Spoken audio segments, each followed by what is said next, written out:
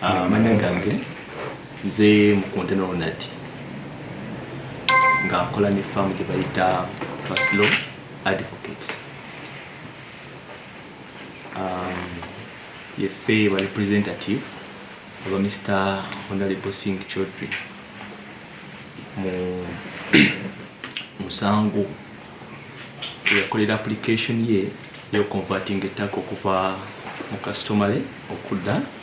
freehold.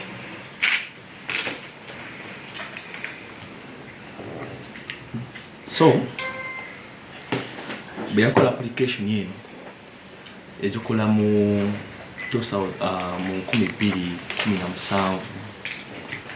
application yeyo board nesooka netwala obudde bungi nga temuwa answer oba report okukkiriza oba okugaana application gye yali akoze. So nasooka nateeka application yasookera ddala mu kooti. Application yeyo yali miscellaneous cause number 129 of 2019 nga asaba kooti nti comparing district land board okuwa ensalawo yaabwe ku application gye yali akoze mu kooti. Mu application yali alopeddemu CAA kubanga CAA yali eraze nti erina interest mu ttaka. Musango tegunaggwa CAA na withdrawing ng'alaga ita participating mu kukola ebyapa. Kooti neeyongerayo neeyisa orders ne bawa district land board ennaku 6 okuyisa report yaabwe either okukkiriza oba okugaana. Ennaku 6 tezinaggwako district land board eyo neeyisa report naye nga report gyeyisiza erasing ebintu byebimu bye babadde bamaze ebbanga nga baraisinga. Bwe yali olw'okuba yali takkiriziganya na report yali egamba nga baraisinga issues ezimu naddayo mu kooti nateekayo omusango omulala application MC number 203 of 2020 nga bodi emaze okuyisa ensalawo yaayo. Nasavinga application eyo ku board nadamu nasavinga ne balooya aba board. Balooya aba board babayita Nambale ne Remand Company Advocates batula Commercial Plaza Kampala Road. Mukulizo ogwo omusango gwali wa Justice Erubo Michael. Board teyajja ne balooya baabwe bakola ki tebajja mu kooti. Bwe batajja mu kooti nebuuza balooya ddala mwasavinga nti twasavinga ne bayita obujulizi nti basavinga board ne basavinga ne balawyers. Kooti neeyisa orders zetuyita expert orders nga ziragira district land board eyise ekole report ewa ekyapa omulamuzi Justice Chaudhry client waffe. Kasaba receiving orders nga mazoze basavinga as expert ate balooya be bamu betwasavinga ne bagana okujja mu kooti ne basuka ne badduka mu kooti na application MA 361 of 2021 nga bagamba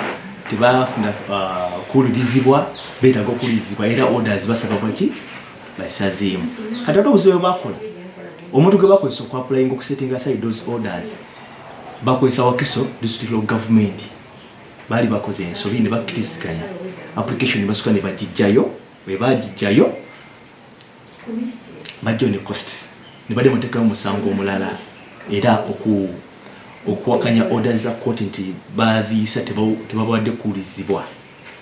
ne bateekayo application yali 646 of 2021. Application eyo yagiwuliriza yali Justice Odochi Philip na grantinga na setting aside orders ezali expert mu application 203 ya 2020 kati omulamuzi nafuna okunyigirizibwa n'agamba nti ate balooya be twasavinga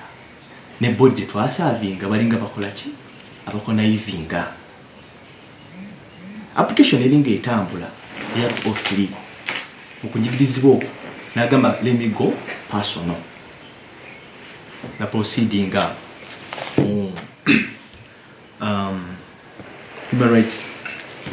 Enforcement Act natekayo omusango ng'aloopa Ebye Ttaka ye Senior Land Management Officer n'aloopa Fred Keba Mwesigye ono Director General wa CAA n'aloopa James Katono lawyer akola ne number le company advocates balooya ba local government. Application yeyo yevuddeko embiranye leero yonna. The application eri MC 135 of 2024. Application yeyo bageno mulamuzi byalitunulamu nga kusaidiza ombi zimaze okuteekamu obujulizi bwazo nayisa orders zeyayisa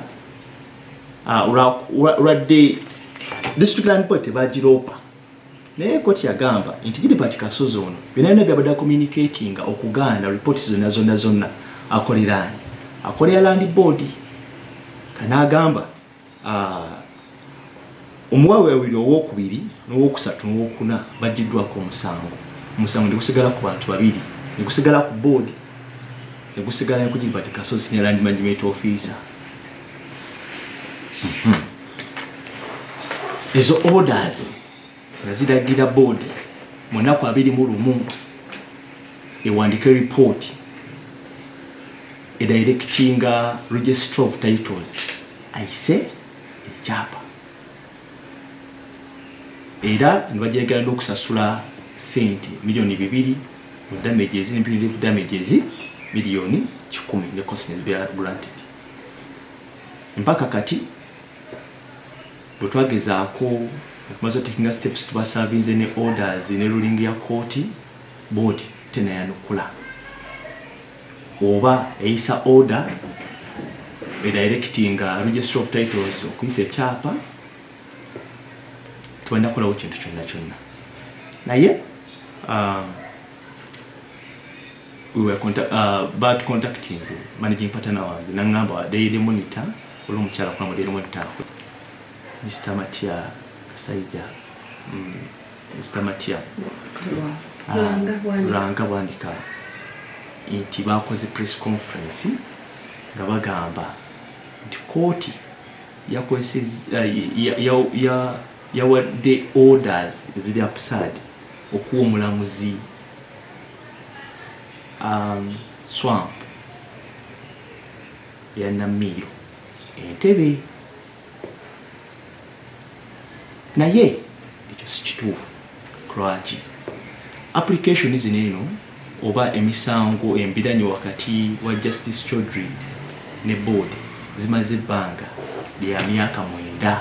okuva mu 2017 obujulizi bwonna weebuli obulaga nti yakola clearance ne Ministry of Water and Environment. Ministry of Water and Environment neisa leta yayo ngegamba tetwobujectinga ku registeringa byapa byo ba mu application jiwakola converting ettaka lyo okudda mu free hold naye waliwo ploti 15 17 19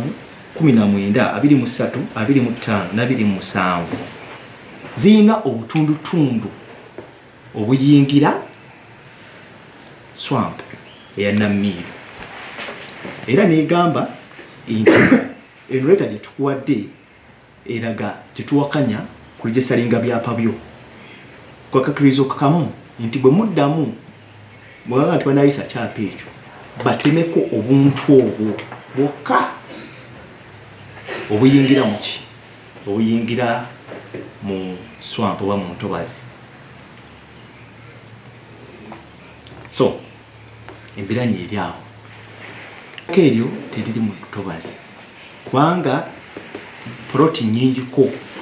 eri ploti 3 to ploti 27 endala zonna zonna teziri mu lutobazi. Ploti eziri affected zeziri mu report ya Ministry of Water and Environment. Ploti 15 17 19 23 25 na 27 nazo zenyini nazo teziri mu lutobazi. Just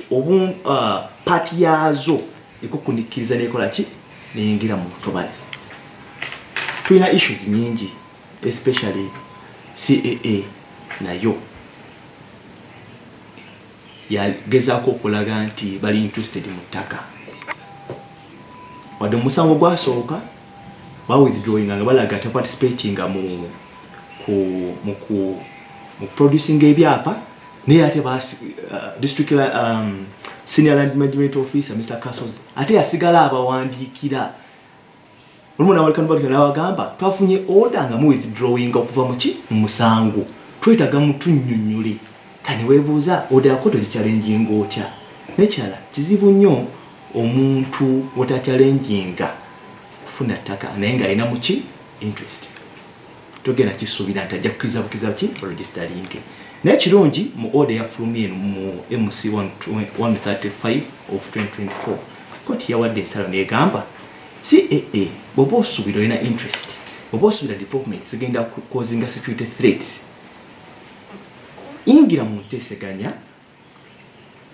n'omuntu ayawaabira omusango ettaka mukole ki muligule kubanga amateeka meerufu waliwo etteeka mu section 46 ya Civil Aviation Authority Act eyogera ku kigambo oba providing instances of land use kiba kitegeeza singa CAA etuuka ekiseera nga aliwo omuntu adidde airport oba Vicente airport nga yagala ku developinga ttaka eryo oba nga alinawo structure nga inene we affectinga security yaki ya airport bawandiikira minister n'ayisa ate order eragirwa okumenyawo ekyo ekintu kiba kitegeeza n'abantu bano bennyini abagala okukozesa ettaka erikumpine ku airport basobola odikozesa naye nga bamaze kuteesaganya naani ne CAA naye CAA bwe bayagala ettaka tesobola litwala n'amaanyi olw'okuba institution ya gavumenti balina kuyingira mu nteesaganya ne bagamba okay kino kyozimba ekifu kola booti bw'aba balaba kyozimba okiremeddeko bayinza okugamba nedda kati katugule ettaka tuli preserving. Waliwo issues eziyise nga bagamba client waffe Mr. Honorable Justice Chaudhry yagula ettaka eryo nga abaze nti airport bwenaaba expandinga mu future ajja batunze ettaka eryo ekyo kifu lwaki bwe yali agula ettaka eryo yali ayagala kuzimba yali ayagala kulima grapes zimanyi mu Luganda naye byebibala omuva wine ng'akolagana ne muganda we Hadipo awangali e California 2-7 batandika okugula plots bagenda bagula mpola nga bamaze okugula plot ezo olwamala ne bagamba kyo tufuna kyapa Justice Chaudhry muna Uganda si lwakala bannaye musajja bamuzaala Masaka musajja muna Uganda so munakola application okusinzira mu tteeka akawaayira ak'omwenda mu Land Act eriraga nti omuntu bw'aba ayina ettaka lye mu customary ne constitution ekkiriziganya naye oba constitution mu olukisa okonvatinga ettaka okuva mu customary land okudda mu freehold olwokuba yali mulamuzi akozesa influence eyo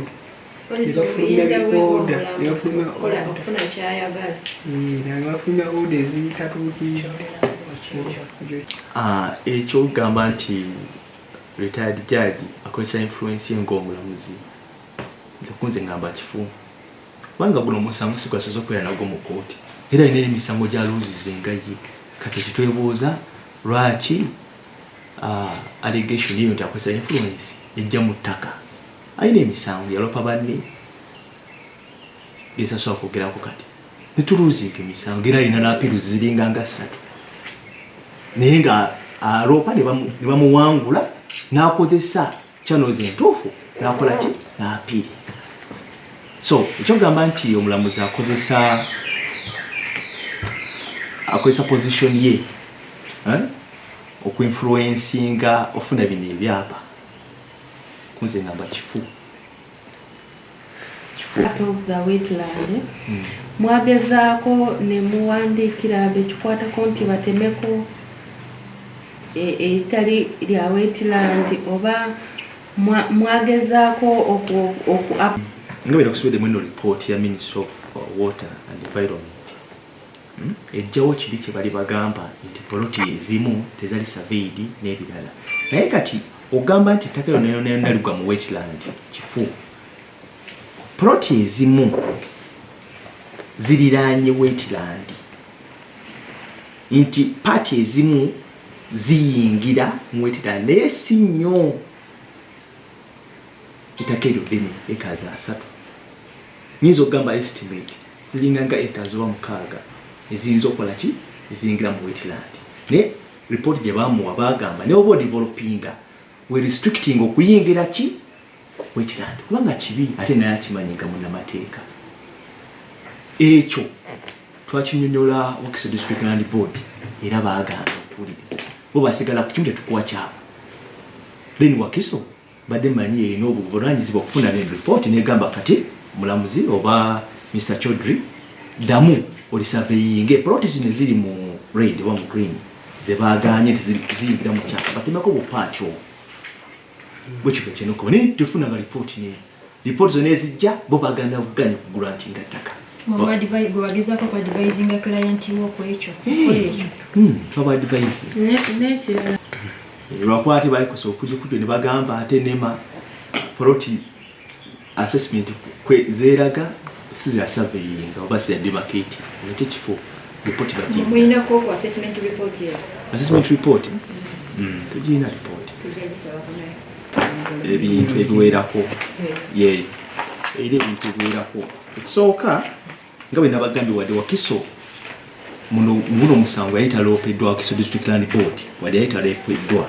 naye koti byakukola okunoonyereza kwayo negenda okuzuula nti Senior Land Management Officer bwe yali akommunicatinga nga ye omuntu yali representinga board kati obalaba board mu mateeka tukiyita vicarious liability bwembanga omanyi bossi w'omuntu ate okusobola kulumba ani mukozi we akusasule ebiseera ebisinga amateeka tukira deep pocket theory tutunulira ani alina obuyinza ani yalagidde ki ono. So in simple terms eyo order bw'otunulira ku paragraph D eragira board esasule $2,000,000 mu damages mu general damages mu E negiragira esasule $1,000,000 mu punitive damages era neragira board timunaku 21 ngemaze okureceiving a ruling ekola report directing a register of titles issuing ekyapa kya free hold.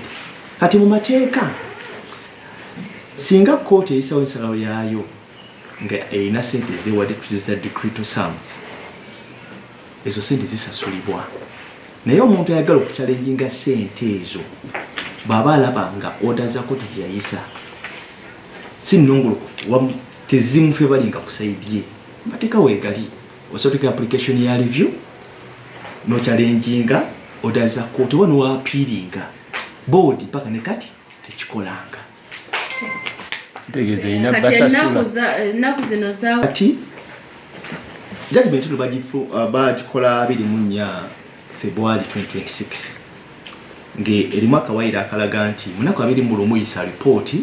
olaga registrar ayise ekyapa nga applicant bwe yali akoze eki asabye netutakinga step netugenda ku court netufuna order netu-extractinga order nebagisayininga nebagisiiringa netufuna ne ruling nebagicertifying netusavinga buli omu ayali ku guno omusango ne bano be bali bagyeko obuvunaanyizibwa ku musomo twabasavinga batugoberera amateeka amalungi era bwe twabasavinga ennaku zaabwe ezaggwako ennaku z'omwezi 2 April twabasavinga ne leeta endala eraga nti mu nnaku 7 olw'okwennaku zammwe ziweddeko bw'oba toyisiza ripooti eraga nti registrar w'ekyapa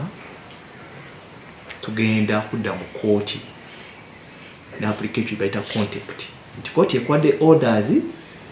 oganye okukola kooti kyekoze eki kyegambe nga bwe mbazzemu ne mbagamba bw'oba kooti eyisizza ensalawo yaayo weyagala kuchallenginga nsonga ezo olina avenue teeka application ya review oba oteekeyo appeal challenging orders eza kooti naye osinga omuntu agaana kati nga orders zina timeline ife tuyateeka application endala esaba kooti okuyisa ensalawo yayo yonna gye naasobola nti omuntu gw'olagira okukola ekintu agaana kikola